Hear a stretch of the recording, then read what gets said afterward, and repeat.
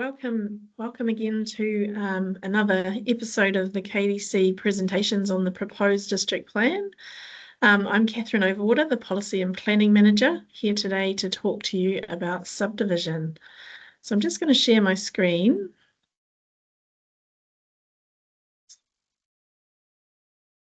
And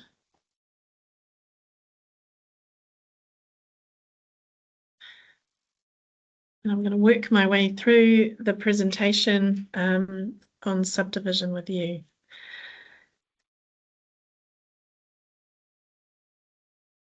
So in this first slide, you can see I've outlined the different zones. So we talked about the zones in the previous presentation.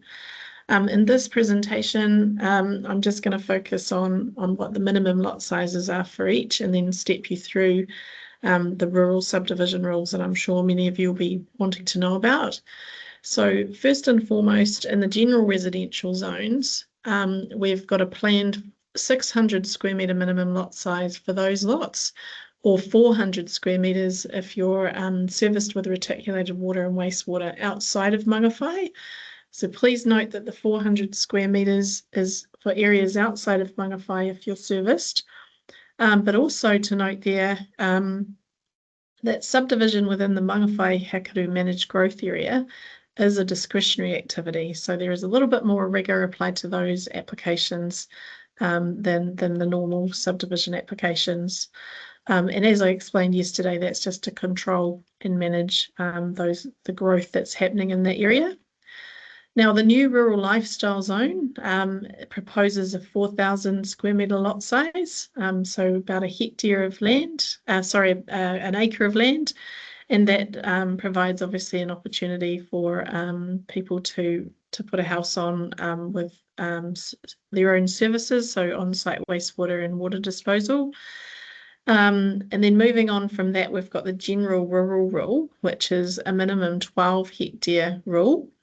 Or if you're wanting to apply for a small lot rule, we've got 4,000 square metres as the minimum lot size for that, which is also the same for environmental benefits and reserve incentive lots as well. Just a note there as well that no small lot subdivision is allowed within the Mangawhai Hakaru managed growth area. You'll see that this has been proposed as a non-complying activity, and that's just simply because that would obviously generate a large number of lots for that area, and the idea is to slow growth down in that area. You'll see there I've put the commercial and then heavy industrial and light industrial zones. So those subdivision minimum lot sizes are there as follows. Just to remember as well, we've got SPZs or special purpose zones listed in the plan. So they have their own minimum lot sizes. So you'll see for areas like the Moonlight Heights private plan change area in Dargaville and the Cove Road development in Mangawhai, that they have their own minimum lot sizes set out in their rules in the plan. And also the Dargaville Racecourse private plan change and Mangawhai Hills have their own lot sizes in their bespoke provisions, as does Estuary Estates. Just remember that the rules at the moment, because this is just the proposed plan at the moment, have no legal weight. So while we've put these forward, remember they are proposed. If you are looking to do any subdivision in the near future, definitely get in touch with our consents team and talk to them about the provisions in the operative district plan. So there will be some time until these do come about, but this is to give you an idea for formulating your submissions. And certainly if you're thinking about subdivision in the future, so you know how it will or won't impact you. So I'm just going to step through the rural subdivision package of options here. So similar to what we have in the current operative district plan, there'll still be provision for boundary adjustments, which will be provided as a controlled activity.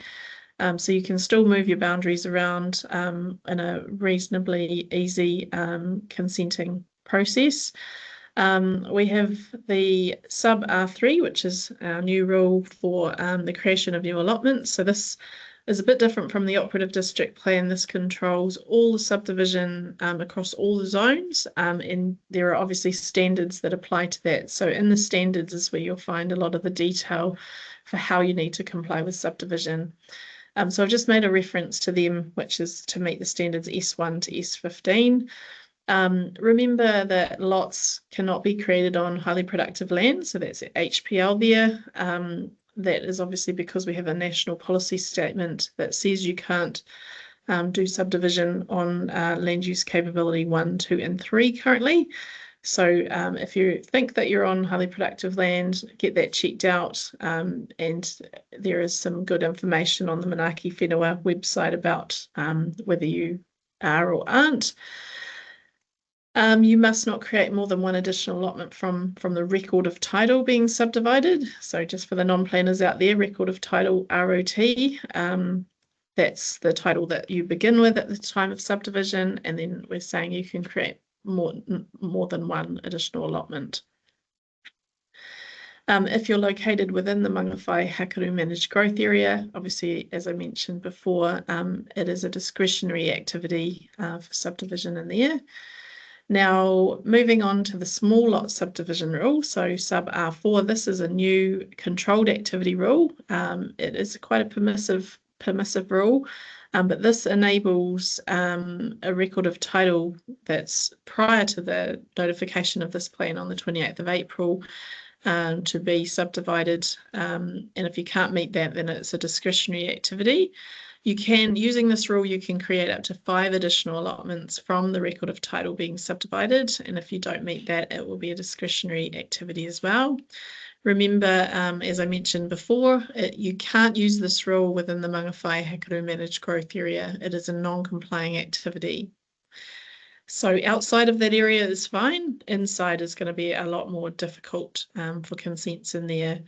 And then we have the minimum size of 4,000, which I mentioned earlier. If you're proposing to go smaller than that, then it would be a discretionary activity subdivision application.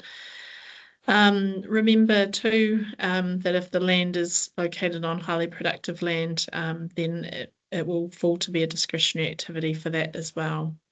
So generally with that, you just need to meet your standards S2 right through till S15 for the small lot subdivision rule. Moving on to a new proposed rule as well. So similar to the small lots rule, we've got a rule here to create a reserve and incentive lot, which is a controlled activity. So this is really where people might be located next to a river or a lake or the coastline. And there's a desire, obviously, to get more access along those waterways. It could be that your property has been identified in a KDC Parks or Reserve strategy, or there's an identified area of what we call Esplanade Reserve or Esplanade Priority Area that's been identified on the planning maps. And so this just allows an opportunity for a 4,000 square metre lot to be created as long as the Esplanade Reserve is vested in council. And again, similar to the small lot rule, you just need to meet those standards S2 to S15. We have rolled over the environmental benefit subdivision rule. So sub R6 here is a controlled activity. Similar to the operative district plan, you've obviously got standards you need to meet. The minimum size of the feature that you need to protect here is half a hectare or 5,000 square metres of total vegetation, habitat, natural wetland or dune land. And that can be protected by either a Reserves Act covenant, a QE2 trust covenant, or a consent notice. And it's really your choice on which one you choose there.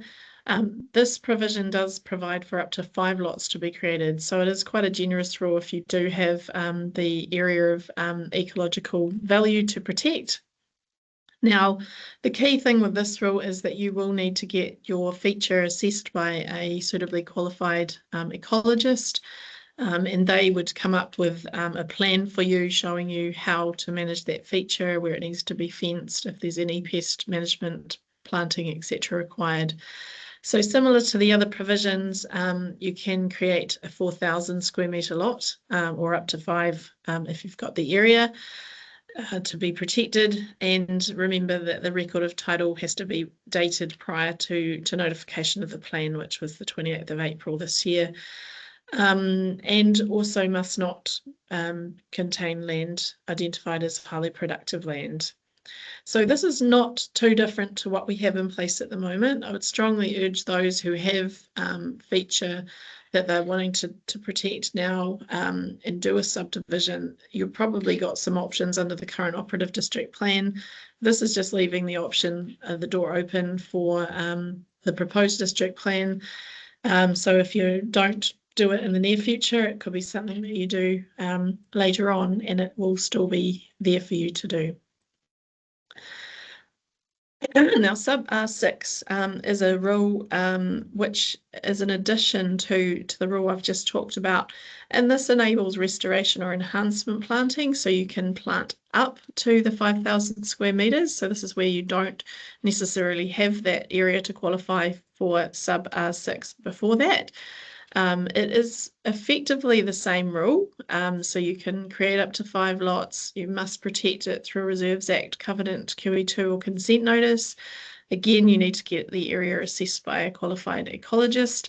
The minimum size is 4,000 square metres, and again the title has to be from prior to 28th of April this year and not located on highly productive land. So this just offers a restricted discretionary consenting pathway, which is a step up from a controlled activity, but it still enables a pathway to subdivision if you don't quite meet those areas for bush protection. And that's pretty much the end of what I had to say, although just before I go, I think it's important that you do get your submissions on the plan.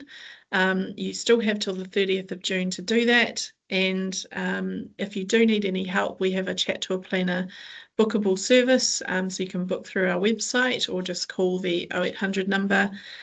We also have Friend of the Submitter service, which is a free service that council are providing to enable people to put in their submissions. So please do utilise those services.